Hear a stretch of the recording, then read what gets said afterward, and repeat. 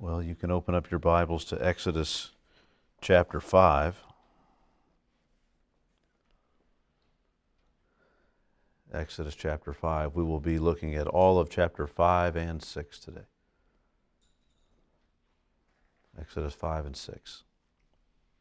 The title of the message today is Disappointed, Disillusioned, Undelivered. You could make up a word and put another D in there and call it disdelivered or something, but undelivered. Sorry. Right? Alliteration is not my strong suit. Disappointed, disillusioned, undelivered. That's pretty well the summary here. Why don't we go to the Lord in prayer before we attempt any sort of explanation or reading of the text at all? Just ask for His help.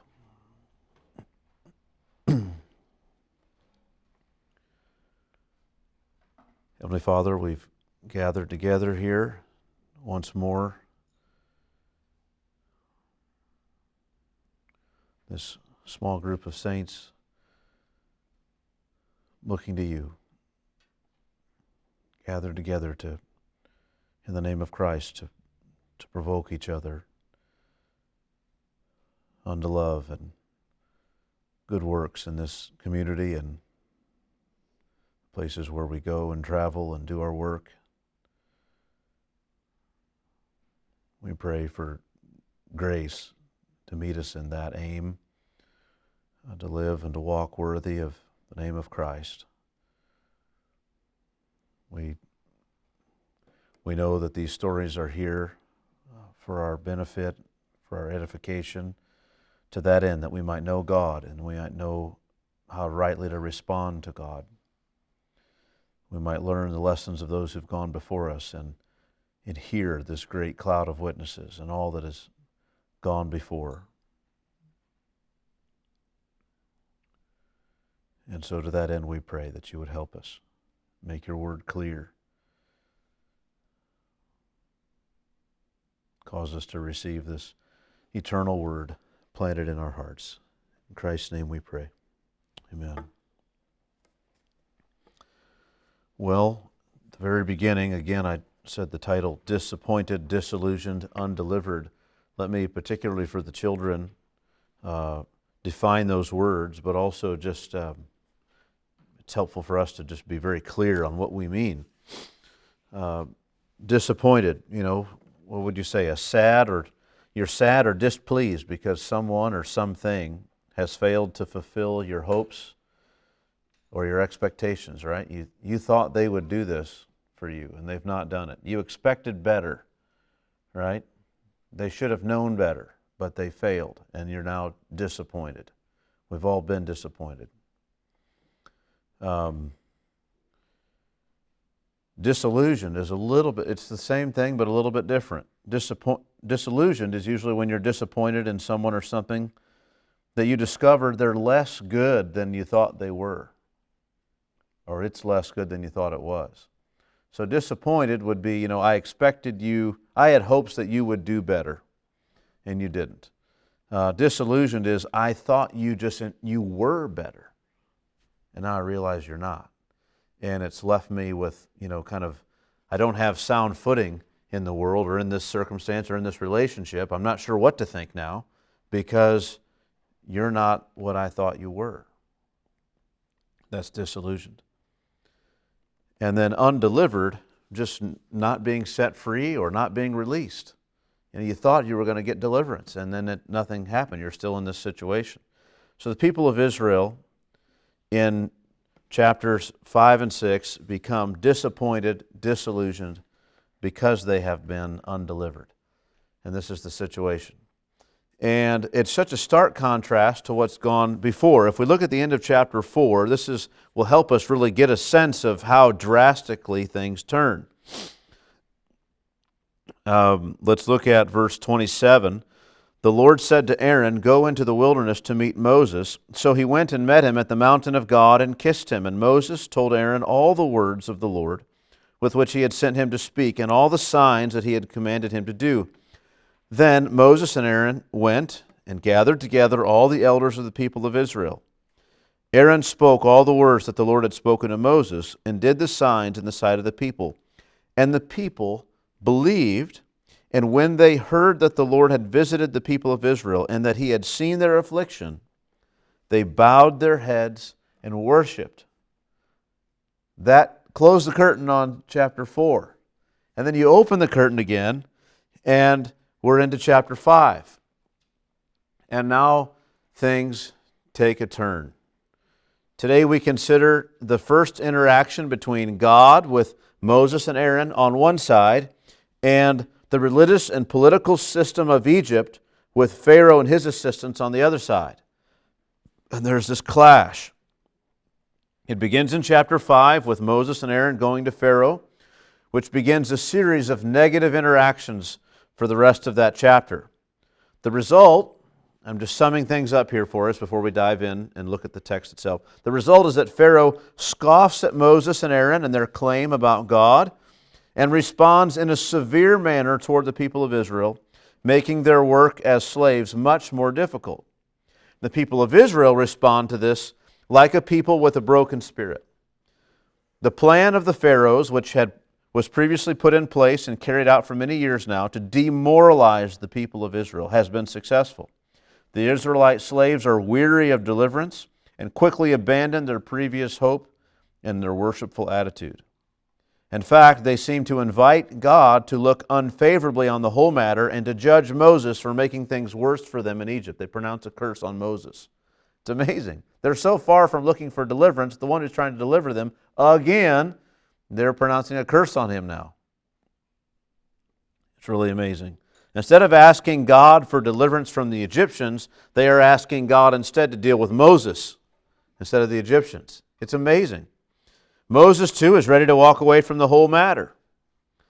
Then in chapter 6, we get a turn again.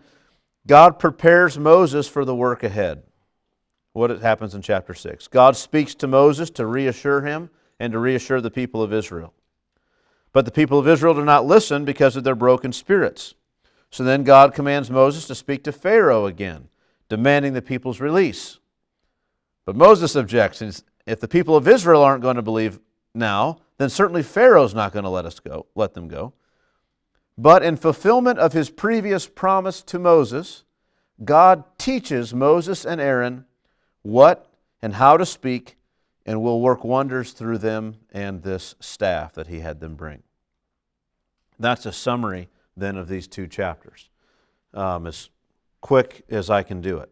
So with that said, what I would like to do is begin to work through these chapters. I don't want to read them, chapters 5 and 6 in their entirety at the beginning, just for the sake of time. So we will read them a few verses at a time, kind of one small section at a time. So chapter 5, beginning with verses 1 through 5.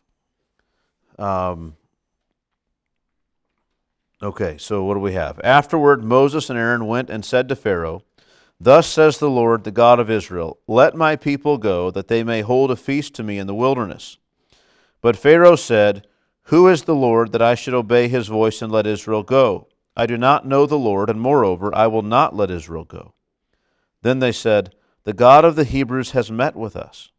Please let us go a 3 days' journey into the wilderness, that we may sacrifice to the Lord our God, lest he fall upon us with pestilence or with the sword." But the king of Egypt said to them, "Moses and Aaron, why do you take the people away from their work? Get back to your burdens." And Pharaoh said, "Behold, the people of the land are now many, and you make them rest from their burdens." So what do we have there? We have this, Moses and Aaron are here before Pharaoh, these 5 verses. And it's a curious text. I don't know if you've ever wondered about it, but all the way through, God said, "I'm going to deliver you out of the land." And then they go to Pharaoh and say, "Hey, can we just go on a 3-day trip?" And so you wonder, are they being dishonest? Are they just kind of too intimidated to really ask what they want? Hey, let us go. Instead, they just think, if we just get out a little ways, then maybe we're gone. And so this difficulty has caused some commentators to say things like that they were just kind of chicken, or that they this was an implied request, that even though they asked for 3 days' journey, that's a long enough trip that Pharaoh kind of knew what they were hinting at, that they were not going to come back. But the odd problem with that is it doesn't seem, and as we from what we read here, and if we were to go on, it doesn't seem that Pharaoh was aware that they weren't going to come back. And also, it's helpful maybe for you to know that I learned this just this last couple of weeks as going through this, is we actually have documented like artifacts, written in the Egyptian language, where we're looking at how they're dealing with slaves. And not only did the Egyptians have religious holidays, but their slaves who might have had different gods also had holidays, and they had rules about which they would allow them to observe their days. So it's not unusual for Moses to say, hey, let us go serve our God, or let us serve our God. Let us have a day off to do this or whatever. But what is very unusual is for him to say, hey, let us leave the country and go 3 days' journey and have this feast, and then when we're all done, we'll come back. That's the problem. That's very unusual. Now, as to who put Moses up to this, I've got to believe it's God. We weren't told specifics exactly about what he was supposed to say, but they're going to Pharaoh in obedience to God. Go and tell him to let go and tell Pharaoh, this is what I want him to do. And so, just my own position is, I just think that they are faithfully relaying this. God doesn't have to demand the full thing. What God said was, I'm going to tell you, I want you eventually to tell Pharaoh to let them go. And he's not going to do it, and these things are going to happen, and I'm going to deliver you in this mighty way. But he doesn't have to start the process there. He gets there, And so, what we see here is I think it kind of sets the stage. Like, Pharaoh's not even willing to let them do anything. Right? It's not, he's totally unreasonable. It's not like he's a reasonable king and think, oh, okay, I'll let you do that. And then you come back from that and say, hey, now we'd like to leave for good. And he won't let you do that. Actually, this guy, he's not even willing to allow them the same things he allows other slaves. Why not? Well, there's something more going on, is what we see. So even this request, which is a big one, all these Israelites are going to leave the country for a few days, to take however long time they're going to be at this feast and then come back. That's a big ask. And we see his motivation. When he hears the request, he thinks immediately of their economy and their workforce. There's a massive amount of these people, and they're going to be gone. I mean, it's one thing if you've got 700, slaves from from the Chaldeans, and they're over there, that somehow they ended up in slavery in Egypt, and they want to worship such and such a god this day. Like, we can figure that out. But if everybody needs to do this, right? It's kind of like we have even in this country, like we have accommodations that businesses are supposed to make for certain people who have religious days they want to observe. And it's kind of a big deal. Like, okay, John, you can go worship this day and we'll all cover for you, but at least it's just one. But what if half the department wants to leave? It's like, we can't just close, right? We can't close the business. And Pharaoh sees it this way. Look at verse 5. And Pharaoh said, behold, the people of the land are now many, and you make them rest from their burdens. We can't have that many people not working. No, not going to happen. Now, earlier we read in Exodus about the people were so many, and it kind of caused the pharaohs to be concerned that there were so many they might rise up. Here it's not a fear that they would rise up, it's just a fear of losing the labor, right? Why do you take people away from their work? Get back to your burdens. And the Pharaoh said, behold, the people of the land are many, and you make them rest from their burdens. We can't have it. We need our slaves to be working. And so this is his issue. So then in verses 6 through... So that's what happens in verses 1 through 5. Now verses 6 through 14. It's just not going as they had anticipated so far. But maybe Pharaoh would change his mind and say, let them go. The people of Israel are thinking, God's come to deliver us. Moses is going to go there, confront them, and he's going to show them some signs and do some things, and Pharaoh's going to let them go. Let us all go. But it's not working out that way. Verses 6 through 14, Pharaoh further afflicts the people of Israel. Verse 6, the same day, he acts in haste, didn't he? The same day Pharaoh commanded the taskmasters of the people and their foremen, two groups, so the Egyptian taskmasters and the Hebrew foremen. You shall no longer give the people straw to make bricks, as in the past. Let them go and gather straw for themselves. But the number of bricks that they make in the past you shall impose on them. You shall by no means reduce it, for they are idle. Therefore they cry, let us go and offer sacrifice to our God. Let heavier work be laid on the men, that they may labor at it and pay no regard to lying words.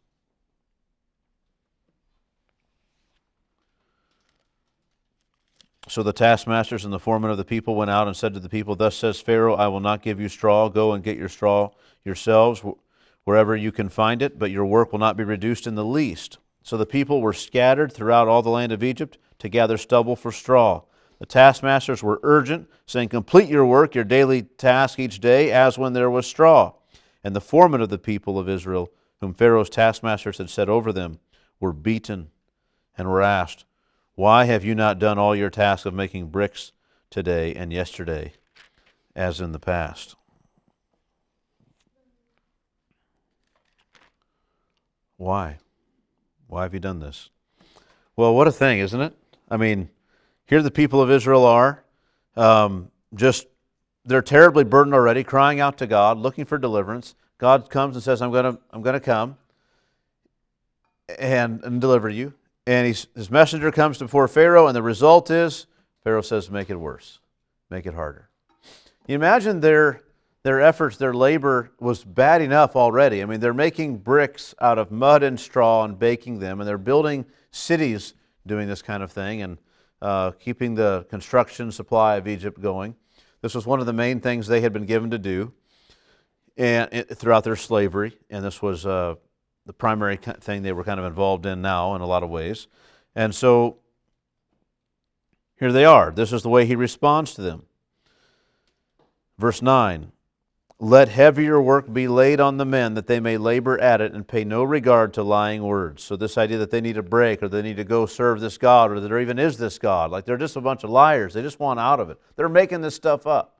You know, it's not that maybe he's never heard of Yahweh before, that the people of Israel never had made mention of a God named that, but the idea that he's going to go out here, or that never mentioned their God before, certainly he would have known something about this just because of things with Joseph in their past. But here it is, it's all a lie. It's just an excuse to get out of work in his mind. So imagine if let's say you've got a taskmaster over maybe 5 foremen. The foremen are each over maybe 100 men, and they're all doing their work. And every day, all they do is take from a ready supply of straw that's like outside the building where they're working, or the lot where they're working. They grab it, they mix it, it's hard work, mixing all this stuff up with the mud, forming it into squares, mashing it into whatever, and then throwing it in some oven and letting it bake, or out in the sun to let it dry, or whatever, however they would do it. And this is what they're doing. Well, now the task is, you got the same group of people and say, okay guys, you got to go get straw. We're not giving you any straw. Where do I go get straw? We'll go wherever you can find it. But you guys cart that in from 5 miles away. I don't know. We'll get busy. Right? There's no way you're going to make this work. You've got to go get all the straw, gather that together, bring it there, and do all this work. The easy work the Egyptians had been doing. Going out maybe, or other slaves, go out and get some straw, load it up, cart it in, let these guys do all the hard work. Well, now you're going to have to do all this other work too. There's no extra laborers, there's no anything. And it's impossible to do. And this is what we read. Verse 10, so the taskmasters and the foremen of the people went out and said to the people, thus says Pharaoh, I will not give you straw. Go and get your straw yourselves wherever you can find it. But your work will not be reduced in the least. Not one less brick for your quota. But you go get it. We're not even going to help you. We're not even going to tell you where to go look. Where are the good spots? You just go figure it out. This is the response. So the people were scattered throughout all the land of Egypt, you could say throughout the delta, to gather stubble for straw. The taskmasters were urgent, saying, complete your work, your daily task each day, as when there was straw. So those are the Egyptian taskmasters. Now the foreman, the Jewish foreman of the people, they had been chosen, selected among them to be in charge of other Jews. What's their response? They were beaten because, what do they have to do? They're the middlemen, they're the Jews, they've got to say to these other Jews who are slaves with them, you guys have to do the work or else. Well, they couldn't meet it. So now they suffer the consequence. The taskmasters don't beat all the slaves. That would be to hurt the labor. They beat the foreman and instill fear in everybody. So here they go and they attack the foreman. They beat those men. And the foreman were asked, why have you not done all your tasks of making bricks today and yesterday as in the past? So there was a period of time where they were not making the quota. It's like the first day maybe it didn't work, and like, okay, we'll give you a little more time. It says today and yesterday. I don't know that it means literally this only lasted 2 days. It may well have lasted 2 weeks or 2 months, but look, you've got to get back on schedule, and if you don't, there's a beating for it. And they finally lost their patience, and this is what they did. These men suffered terribly. So this is how Pharaoh further afflicts the people of Israel. So we have this great expectation coming into this chapter that God is going to deliver the people, and instead Moses and Aaron go in, and in one conversation, what do we read? Pharaoh completely rejects it, turns around, afflicts the people of Israel much, much worse. So far, what's happened is the result has been harder work for the people of Israel and beatings for the foreman. And Pharaoh is incensed against them, and the taskmasters and the people of Egypt are even more exercised in their persecution of the people of Israel. It doesn't look like deliverance. Now, verses 15 through 19. The foreman and the elders of Israel appeal to Pharaoh. They're being treated this way. Their first appeal, they go to Pharaoh. It's amazing. 15 through 19. Then the foreman of the people of Israel came and cried to Pharaoh. Well, earlier in Exodus, they've been crying out to God. Now they're just crying out to Pharaoh. It's like they're not concerned about deliverance. It doesn't seem in the least. It's not worked out. They just go talk to Pharaoh. Why do you treat your servants like this? No straw is given to your servants, yet they say to us, make bricks. And behold, your servants are beaten, but the fault is in your own people, right? Because they don't give us the straw. We can't do it. But he said, you are idle. You are idle. That is why you say, let us go and sacrifice to the Lord. It reads like a shouting match, doesn't it? I mean, just when you read it. You give us, why do you treat us like this? No straw is given to your servants, yet they say to us, make bricks. And behold, your servants are beaten, but the fault is in your own people. But he said, you are idle. That is why you say, let us go and sacrifice to the Lord. Go now and work. No straw will be given you, but you must still deliver the same number of bricks. The foreman of the people of Israel saw that they were in trouble when they said, you shall by no means reduce your number of bricks, your daily task each day. These men know they may well pay with their lives. Right? This is not like they can't do it. And so so that's what they see there. So 15 through 19, they go to Pharaoh, and this is the response, and they see they are in trouble. That's what it says. The foreman of the people of Israel saw that they were in trouble. Moses writes that, right? They didn't just think maybe they were in trouble. They saw they were in fact in trouble. Things have gotten far worse. They are in greater trouble now than they were before. So now verses 20 and 21, the foreman and the elders of Israel come to Moses. They don't just complain to Moses, they judge against him. It's amazing what they say. Verse 20, they met Moses and Aaron who were waiting for them. They're out there waiting. Evidently Moses and Aaron know that things have not been going well. They're expecting them to a visit, and they come waiting for them as they came out from Pharaoh, right? This last visit they had with Pharaoh, what would happen? And they said to them, the Lord look on you and judge, because you have made us stink in the sight of Pharaoh and his servants and have put a sword in their hand to kill us. They didn't complain. They just pronounced a curse upon him. They didn't complain to him. I don't mean it's a credit that they didn't complain. I mean it went far beyond complaining. Right? It's not just that they complained to Moses. Moses, like they did in the wilderness. This isn't, why did you do this to us? We'd have been better off there. They didn't complain to Moses. They judged him. They pronounced a curse. The Lord look on you and judge, because you have made us stink in the sight of Pharaoh and his servants and have put a sword in their hand to kill us. So in one sense, they might even partly be doubting whether God really did send him. But the Lord judge you for the way you've caused all this to work out against us. Now, I didn't bring it out immediately when well, actually, I'll come back to that in a minute. I don't want to revisit it now. So let's look at the rest of chapter 5. Now Moses then, in turn, he turns to God and gives his own complaint. Verse 22. Then Moses turned to the Lord and said, O Lord, why have you done evil to this people? Why did you ever send me? For since I came to Pharaoh to speak in your name, he has done evil to this people, and you have not delivered your people at all. Now, when I read this, to me it reads like some time has passed. It's not like Moses is saying, I've been here 3 days and nothing's happened yet. Right? Which is also why I think the idea of those taskmasters beating them after saying, yesterday and today you didn't get the work done. I think it's a longer period of time. Moses says, why have you done evil to this people? So that's the first accusation against God, that God promised good, but has done evil. That's Moses' accusation. You promised good. You said it was going to be this way, but you've only done evil. He doesn't say, why did you allow evil? Why have you done evil to this people? Just like the people of Israel looked at Moses and kind of blamed him for this and say, God judge you. Moses looks to God and says, God, you've done wrong. Then why did you ever send me? Right? He didn't want to go to begin with. Remember, he was so reluctant. He still doesn't want to go. Why did you ever send me? Because since I came to Pharaoh to speak in your name, he has done evil to this people, and you have not delivered your people at all. So, on the one hand, it's a complaint that he was chosen to go, but it's also maybe an accusation that God sent the wrong person. Why did you send me? Ever since I came, and then I went into Pharaoh as you told me to do, and look how it turned out. You should have sent somebody else. Could be part of the accusation as well.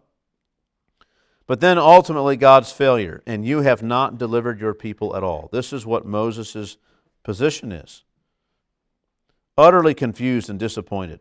The people of Israel are disappointed, they're disillusioned, because God has not delivered his people at all. At all. Like, to what degree are things better? They went opposite direction. They are not better at all. It's not just that, 5 people got out, or that everyone got 1% less work. Like, they haven't been delivered at all. Surely you would think Moses could have come in and spoken to Pharaoh other words other than the words that God gave him, and the work might have been reduced. Like, you could have come in with flattery and said something and figured out a way to maybe make this part of the labor a little easier. He could have maybe done that. But not if he's going to come in and speak the words that God gave him. This is how Pharaoh responded. And so Moses lays the charge or the blame at God's feet. This is your fault. You sent the wrong man with the wrong message to the wrong man. It's not worked. Why did you even bother? You've done this. You've made it worse for us. Why did you do that? So in the end of chapter 4, we had Moses and Aaron obediently following God. The words they were given are working to convince people. The signs they've been given are even superfluous but still powerful and reassuring. The people of Israel have responded in faith and worship and gladness and joy in their hearts. And it just remains now to speak to Pharaoh and watch the deliverance happen. At the end of chapter 5, the people of Israel want nothing to do with it. They're cursing Moses. They're asking Pharaoh to make things better. They're more fearful for their life. Moses himself is angry with God and no longer has the confidence of the people. He wants out. I mean, things have turned drastically. How can this be?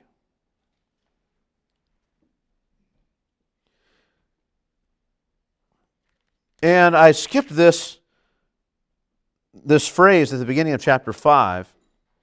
Verse 2, Pharaoh said, "Who is the Lord that I should obey his voice and let Israel go? I do not know the Lord, and moreover, I will not let Israel go."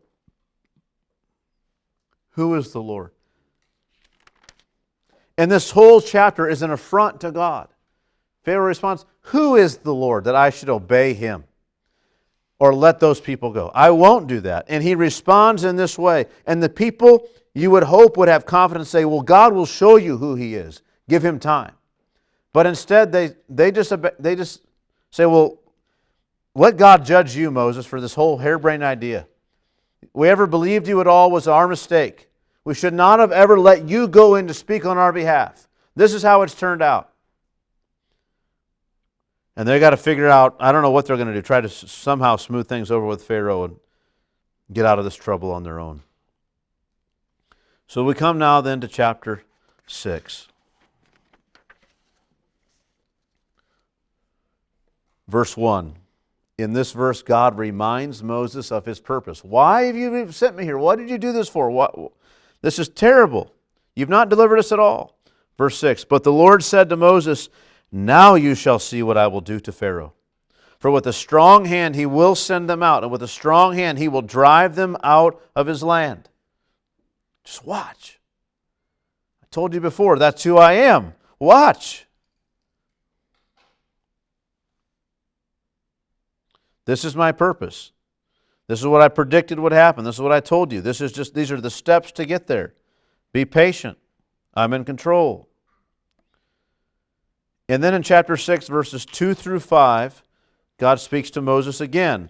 Notice the way it's worded that way. Like in verse 1, but the Lord said to Moses. And then in verse 2, God spoke to Moses and said to him. So they should be in your head two different thoughts.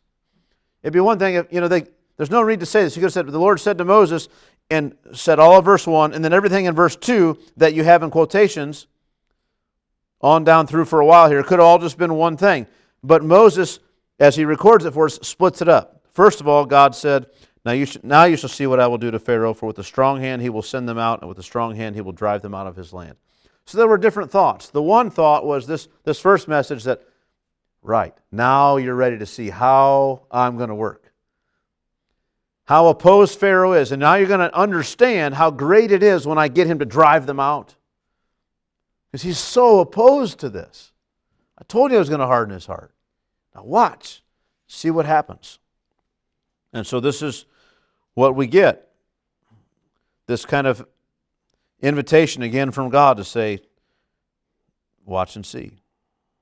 It's going to happen just exactly like I said. And then the second message, in that message, God reminds Moses of his name, his history, his purpose, and his compassion. 4 things that I think are said in summary form, but none of which were lost on Moses as he contemplated who this God is that is asking him to trust him and to work with him. What do we mean? Those 4 things. His name, his history, his purpose, and compassion. God spoke to Moses and said to him, I am the Lord. I am that I am. He says it again. I am that I am. I told you these things were going to happen. I am who I am. Watch, remember, I've invited you in to learn of me in all of this. Keep your eyes on me as these things go, as these things happen in the world. Pay attention to what I do. And God reminds him again of his name and who he is. And then he reminds him of his history. I appeared to Abraham, to Isaac, and to Jacob as God Almighty, but by my name the Lord, I did not make myself known to them. I also established my covenant with them to give them the land of Canaan, the land in which they lived as sojourners. So not only is this my history, but this is also God's purpose, right? I'm going to make myself known right now in a new way that I haven't in the past, and I had made these promises. I had established my covenant with your ancestors to give them this land, and so I intend to do that. And then we read about God's compassion. Verse 5, moreover, I have heard the groaning of the people of Israel, whom the Egyptians hold as slaves, and I have remembered my covenant. You see? God reveals who he is to him, reminds him of his character, right, of his name, his history, his purpose, and his compassion. Then in verses 6 through 9, God gives Moses a command to speak reassuring words to the people of Israel. But they don't listen. Let's look at these verses 6, 7, 8, and 9. Again, God gives Moses a command, speak reassuring words to the people of Israel, but the people of Israel do not listen. Verse 6, say therefore to the people of Israel, I am the Lord, and I will bring you out from under the burdens of the Egyptians, and I will deliver you from slavery to them, and I will redeem you with an outstretched arm and with great acts of judgment. I will take you to be my people, and I will be your God, and you shall know that I am the Lord your God, who has brought you out from under the burdens of the Egyptians. I will bring you into the land that I swore to give to Abraham, to Isaac, and to Jacob. I will give it to you for a possession. I am the Lord. It's who I am. It's the name Moses gave you and told you that was my name. He reminded you of these promises, told you I would deliver you, relayed my promises to you, and now I'm telling you again, I will do it. So, verse 9, Moses spoke thus to the people of Israel.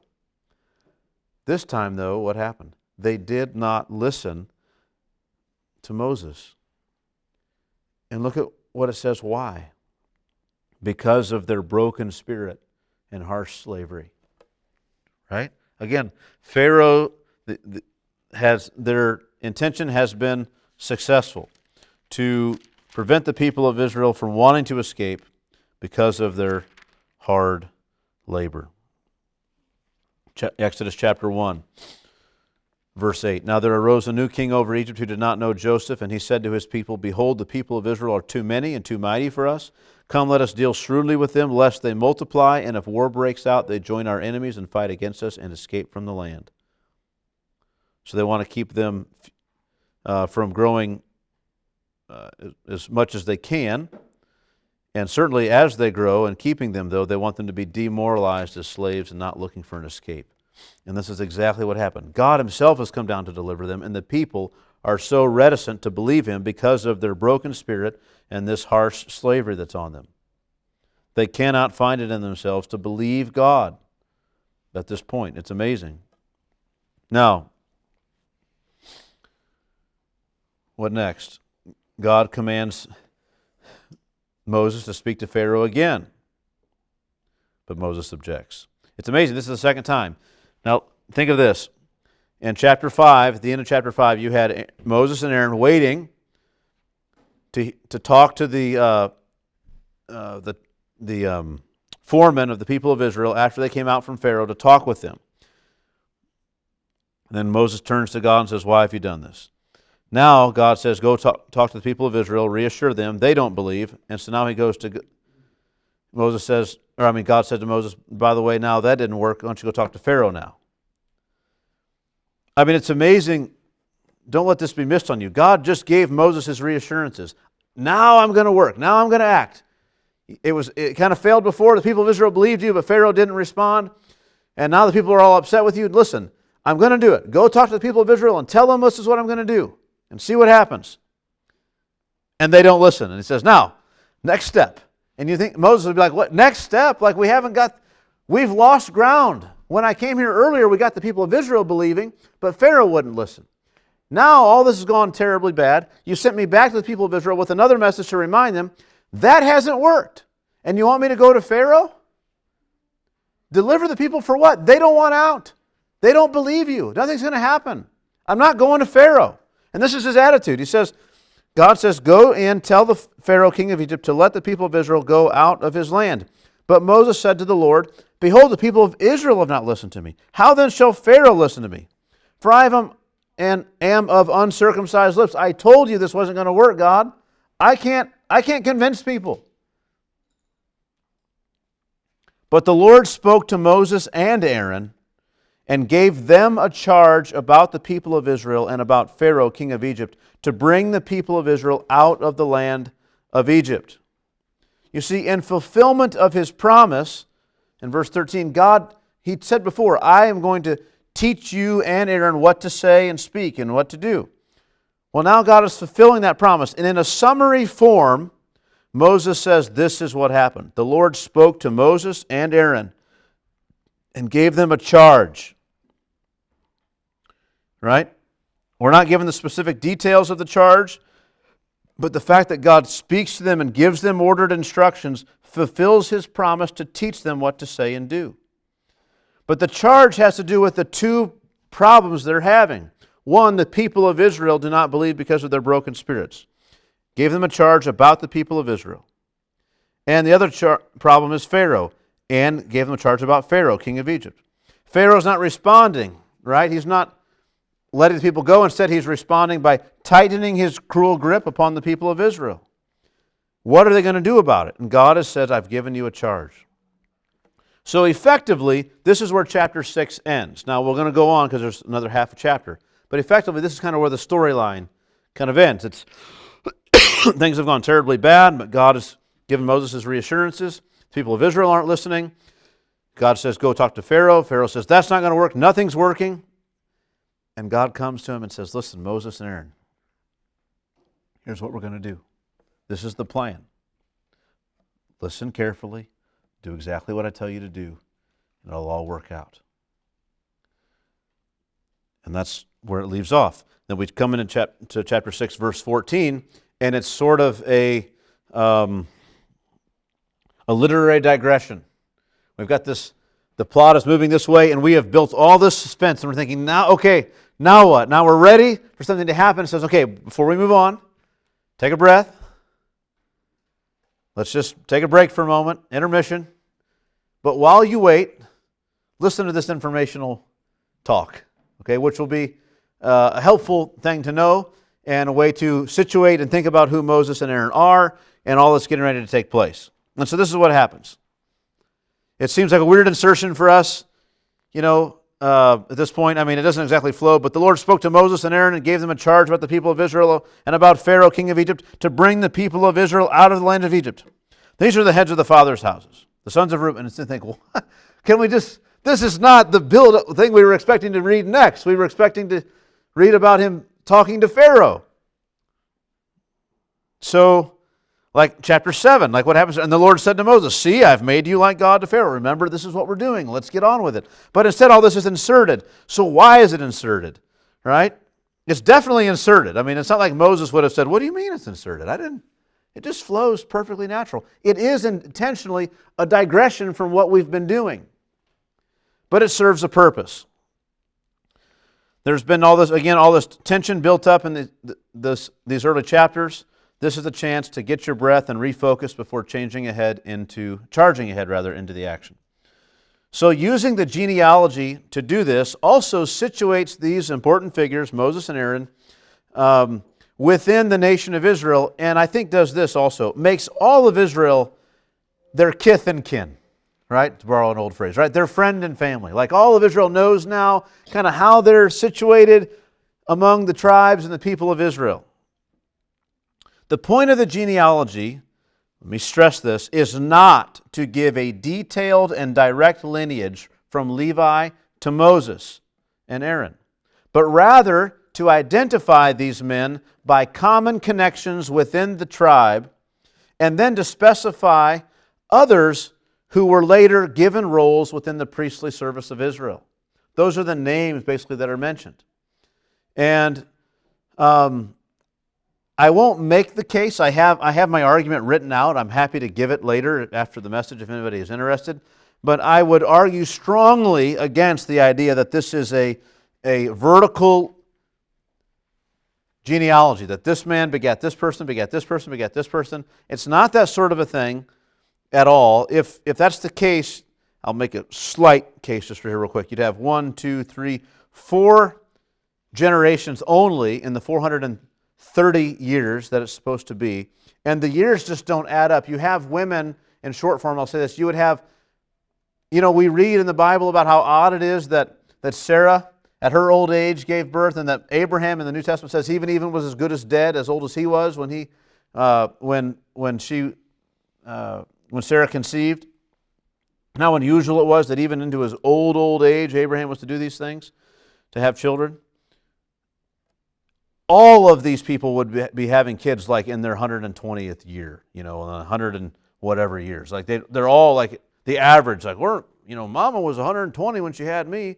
And I was 119 when I had my oldest. It's like, it's just crazy talk. And it just doesn't work. And so we could look at all those numbers and figure all that out. But it's a problem for sure. So the genealogies we know elsewhere don't work that way. They don't. Sometimes they do, and sometimes they don't. Sometimes portions of them do, and portions of them don't within the same list. And I just wanted to say this is one of those cases where you can believe all the relationships you see, but know that the terms son and daughter and sister and brother are broader in tribal context than your literal son that we would consider your biological son, not your grandson or your nephew, that kind of thing. So with that, then, let's read through verses 14 through 25. These are the heads of their fathers' houses. It even tells you in advance. These are the heads of the fathers' houses, not every single son. The sons of Reuben, the firstborn of Israel, Hanok, Palu, Hezron, and Carmi. These are the clans of Reuben. The sons of Simeon, Jemuel, Jamin, Ohad, Jachin, Zohar, and Shaul. The son of a Canaanite woman. These are the clans of Simeon. These are the sons of Levi. Now, he's been starting through giving the heads of clans of the different sons of Israel. But he gets to the sons of Levi and he stops. Because the point isn't to give this big, long genealogical list. It's just to situate these men here. These are the names of the sons of Levi according to their generations. Gershon, Kohath, and Merari. The years of the life of Levi being 137 years. The sons of Gershon, Libni, and Shimei by their clans. The sons of Kohath, Amram, Izhar, Hebron, Uzziel. The years of the life of Kohath being 133 years. The sons of Merari, Mali, and Mushi. These are the clans of the Levites according to their generations. Amram took as his wife Jochebed, his father's sister, and she bore him Aaron and Moses, the years of the life of Amram being 137 years. The sons of Izhar, Korah, Nepheg, and Zikri.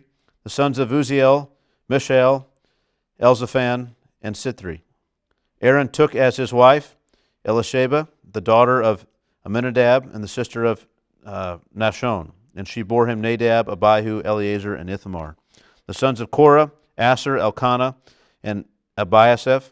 These are the clans of the Korathites. Eleazar, Aaron's son, took as his wife one of the daughters of Pitiel, and she bore him Phinehas. These are the heads of the fathers' houses of the Levites by their clans. Okay, which means like nothing to us, because we don't know these families. I don't live next to any of them. I'm not neighbors with any of them. They're not in the tent next door. They're nothing like that for us. But they mattered to them, how they are situated. Also, it's worthwhile to go through and look at these names, if you would wanted to, and figure out where these men are situated and how they are, what duties and responsibilities are there for later Israel, which is how that would have mattered for them, right? They would have said, oh yeah, this guy, his descendants have this job, and these guys have this job, and you see how they're all situated within the tribe of Levi. That's what's important here.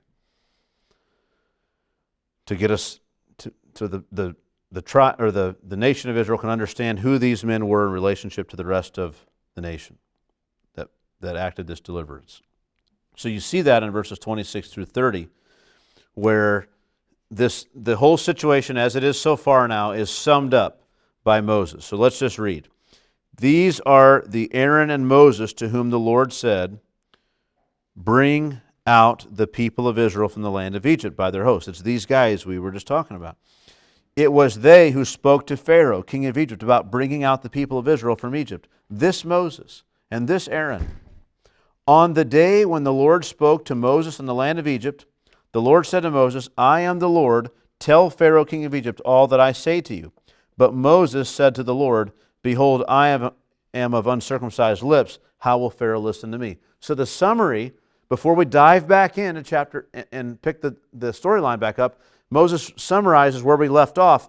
God is saying, these are the people we're talking about, and God has said to those people, go, Moses and Aaron, go speak to Pharaoh and do this. But Moses says, I'm not qualified, I have uncircumcised lips, I'm the wrong guy, Pharaoh's not going to listen, I don't think it's going to work. And we pick up then in chapter 7. Does that make sense? Where we are and how these two chapters flow? It's a lot to read. It's not a lot to get through and understand. It's not too hard to see what's happening here. So Moses is still reluctant, and we are left to wonder how then God will act, because we got all up to the point where it looked like it was not going to work and God was giving his reassurances.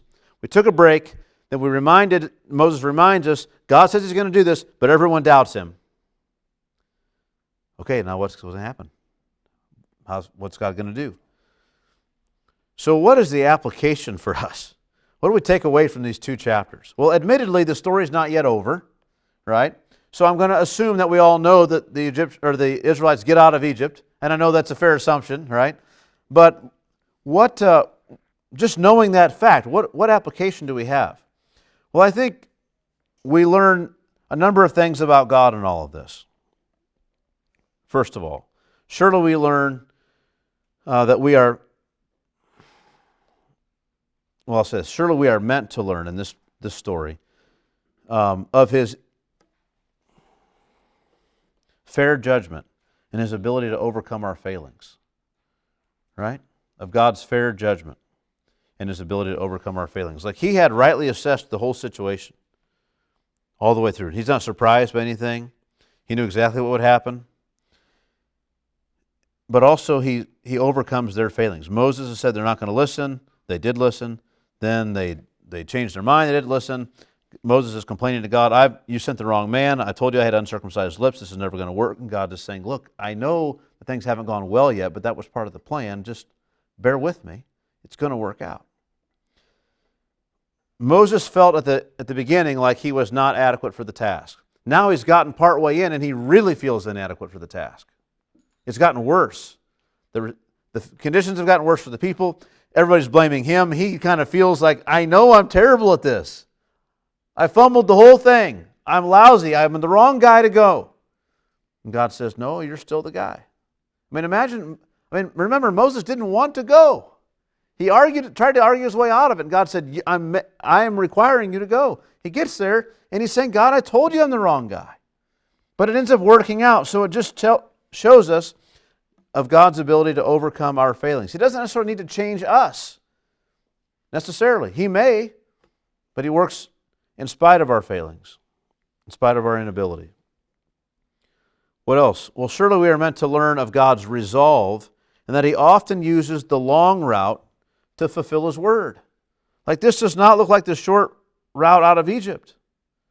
This is not what you would expect. If God said, go talk to your neighbor, I want to win them for the Lord, and you're the one who's going to share Christ with them, and they're going to be saved. And you go over there and they beat you, you'd say, God, what are you talking about? This is not what you said was going to happen, right? But then 3 years later, they come back and apologize or whatever, or maybe they get arrested for beating somebody else, and you go visit them in prison when nobody else would, and that breaks them, and they become a believer. You don't know what path this is going to take. God said, Moses, go, I'm going to deliver him. And he gets out there, and it's exactly opposite of all of our expectations. Right? And this happens to us in the Christian life as well, right? We read certain promises. We have expectations about what our Christian life is going to look like. We see our current circumstances, our prospects for the future, and the promises of God, and we try to weave all these things together, and we imagine a certain life for us. And then God destroys it. And then we imagine it again, and then he changes it, and he imagines it again, and he keeps changing what's going on. And in so many ways, it's so much worse than it ever was before God got a hold of us. And in other ways, it's fantastically better. Right? And what we find is the longer we go, the more we realize, I wouldn't have chosen this path, but God has been faithful, and he is fulfilling everything he ever said he would do. And the path to get me here has been right and perfect and good. Even though it's been miserable and unfair and hard. Like we would say all those same things. The longer you go in your Christian life, the more that's a reality. And they're experiencing this here. And we are meant to learn of God's resolve and that he often, again, uses the long route to fulfill his word. Remember these lessons. Also, what else? We're surely meant to see that God often keeps us in the dark about the in-between details between now and when he fulfills his promise. Though these details are confidently known and accounted for and used in God's plan and in his actions, he doesn't let us know. Right? I've had situations like this with kids. right? You have your own kids and you say, hey, I want you to do this. And they're all concerned about the situation. But you know, if they will just stand where you tell them to stand, it will be fine. Just take one step to the left and watch. You know, you say, hey, do you see this? No, I don't see it. Well, look, I am looking. Stand here. Why? Just stand there. If you just stand, then now you can see it, right? That sort of a thing. God knows all of this, and He doesn't have to give us all the details about why these things work or how they're going to work out. Our job is to trust Him. He confidently knows all these things. He's accounted for them. He will use them, even though they're not known by us. Our job is to trust Him, to stand where He says to stand, to say what He says to say, to do what He says to do. And it'll work out. The people of God are often in the dark about what He plans to do with the details. That's by His design. The other thing we see is that we read earlier that God has, several times, God is going to have compassion on the people of Israel. He sees their groaning and their affliction. He's moved by it. He hears their plea. He knows. He remembers. He sees it. All that is aware. He's very aware and moved by their affliction.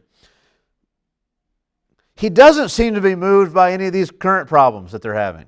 It's amazing. It's like, I already told you I'm going to deliver. What are you worried about? It's an amazing thing. It's like He's just above the fray. He moved in to act, and all these things are happening, and He's not fazed by it. He's not panicked. He's not worried. They are, but He's not. So He's above the fray, yet He's deeply moved by what happens in His world. He's doing this because of His compassion for them and His love for them. And yet, as He moves and acts, and it seems like, you might say, all hell's breaking loose, it seems like, in Egypt for the people of Israel, and yet God is not affected by that. His plan is moving perfectly according to His desire. Everything's working like clockwork. He's not frantic. He's not saying, oh, we got to do something different. He's just calm. He's decided to move for them, and He is moving. They may not see it yet. They just need to be patient and wait for the purposes of God, as the song says, to ripen fast. Right? So those things we're supposed to learn about God. I think there's maybe two things we're to learn about how we respond to God in His world as His people. I think we're meant to learn to be quick to believe God in light of the example of these here who were slow to believe God. So that, here are people who are slow to believe God, yet God was so faithful in delivering them by the end of the story. So then what should we do? What's the application? Well, we should be quick to believe God, even if we don't see the deliverance immediately in front of us. Not slow to believe, quick to believe. It's like Jesus could say, where's your faith? Right? Exercise it. Put it in practice. You say, well, I've got God, I believe God. Like, well, okay, but in this situation, use that thing, right? Believe God, trust Him. And that's the second point, is really just dovetails into that. I think we're surely meant to have confidence in God even when things seem to go immediately in the opposite direction of what God promised us or led us to believe or we've expected from God. When things go exactly the opposite of that. I remember when we had started the church here in Hannibal, one of the main reasons we did it is because there were so many college students at the time. So many who were coming to the Bible studies, just like, we're bussing up. There were times, some Sundays we're caravanning up, 30 college students up to a all-day Sunday gathering an hour away. It's just like there are students constantly asking, where do you guys go to church? Can we come? It's like, man, there needs to be a church here for this group. And we start. And within 2 years, almost everyone moved away, right? A lot of because they were college students, but a lot of them were hometown people who moved out. And then even some people who were part of that body, we thought for a long time, moved away. And we're left with just a handful of people, much fewer even than are in this room. And it was just like, did we hear from God on this or not? We were so careful to dot all the I's and cross all the T's and be the last ones to kind of push for this. And it seemed like we couldn't have gone the counsel was clear, the direction seemed like from the Lord was clear, this is what we're supposed to do. We did not want to leave where we were, and yet everything once we got here just went exactly opposite, and before then it turned. And it's like, what do you do in that time? You just say, oh, God, what are you doing? Like, do you accuse God of somehow misleading you? No, not at all. You say, look, this is what you've said. We're going to hold the line. We're going to trust that this is what you want. And then things begin to change in time. And it begins to look like a church as the Lord directed at the beginning. So anyway, may the Lord help us with these sorts of things. There's not a whole lot, and again, other than what I've shared, I don't think, by way of application here in these 2 chapters, but we don't want to miss it. Like, it'd be easy just to look at the people of Israel and just say, that's too bad they didn't believe God. They just had to wait and see Him. But we do the same thing so many times. Like, it's so easy to be in these situations where things are hard right now. You don't see the hand of God actively moving. The thing you thought that you've been praying for years that God still hasn't done, you think, well, He's not going to do it. We've seen that in our own midst. There are certain things we've been praying, and it seems like things have gone the opposite direction. Well, the story's not over yet. So sometimes things get worse before they get better. And that's certainly the way it is in God's dealings with the world. Well, are there any questions or comments on any of this?